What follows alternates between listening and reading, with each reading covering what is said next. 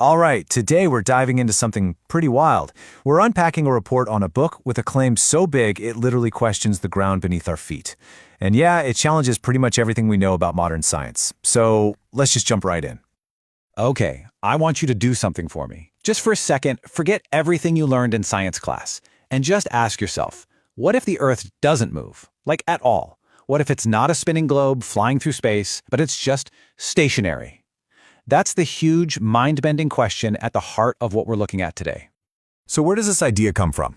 Well, it's from a book by Hendrie, and the title says it all, The Greatest Lie on Earth. And look, the report we're drawing from makes it really clear. This isn't some small debate over details. No, this is a full-on challenge to hundreds of years of science as we know it. And the book's main point? It's incredibly direct. It basically says that everything we take for granted, the Earth spinning, orbiting the sun, is all built on a shaky foundation. The author claims there's no solid, undeniable proof for any of it. So let's just be super clear about the central argument. It's that our planet is totally fixed. It's motionless. And all that stuff we see in the sky, the sun rising and setting, the moon going through its phases, the stars spinning overhead, that's not us moving. Nope. According to this book, all of that is happening around a completely still Earth. Okay, so you're probably thinking, how on earth do you even begin to support a claim like that? Well, the strategy here is really interesting. It's not about finding new evidence. It's about taking things we already know and saying, hey, we've been looking at this all wrong the entire time. The book looks at a bunch of things we can all see and experience. Like the way a Foucault pendulum swings back and forth, or the fact that when you look out over a huge lake, it looks completely flat, right? No curve. The author takes these observations and reframes them as evidence, and you can see why it's compelling. It's based on what our own eyes tell us, arguing these are clues that the Earth isn't moving. And this slide really gets to the heart of the conflict. Take the Coriolis effect. Mainstream science points to it. It's what makes hurricanes spin and drives ocean currents and says, see, that's proof the Earth is rotating. But Hendrie's critique completely flips that. It argues the effect is totally misinterpreted and doesn't prove a thing. It's the same data, but two completely opposite conclusions, a total clash. But this all leads to a massive, glaring question, doesn't it? If the Earth is actually stationary, why would anyone go to the trouble of pretending it moves? And this is where the whole argument takes a turn, away from just science and straight into the idea of a massive conspiracy. It's the obvious next question. The globe model is literally everywhere you look. School classrooms, NASA photos, the GPS in your phone. If it's all one big lie, the book has to have an explanation for all that. And the author's answer is, it's not some accident. It's not just a scientific mistake that we never got around to fixing. No, the book presents it as a calculated, intentional deception, one that's designed to control what we think and how we see our place in the universe.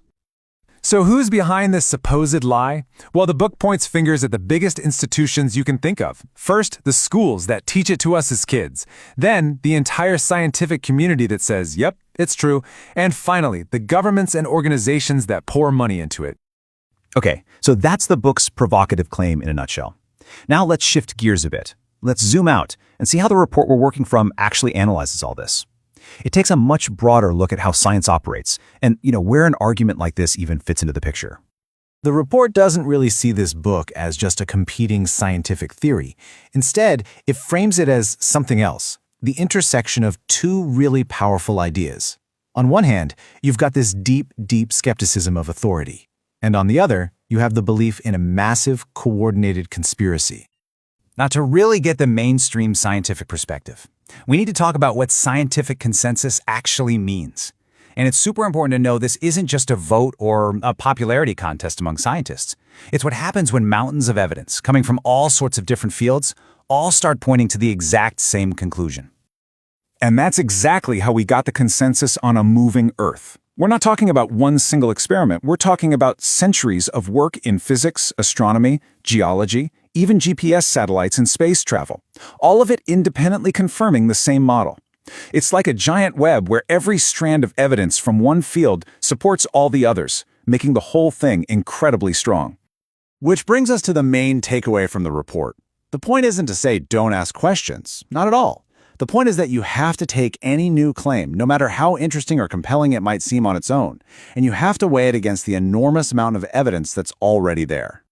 In the end, the report suggests that looking at claims like this, even when they're way outside the mainstream, is actually useful because it forces us to step back and ask some really big questions, like, what do we actually count as evidence?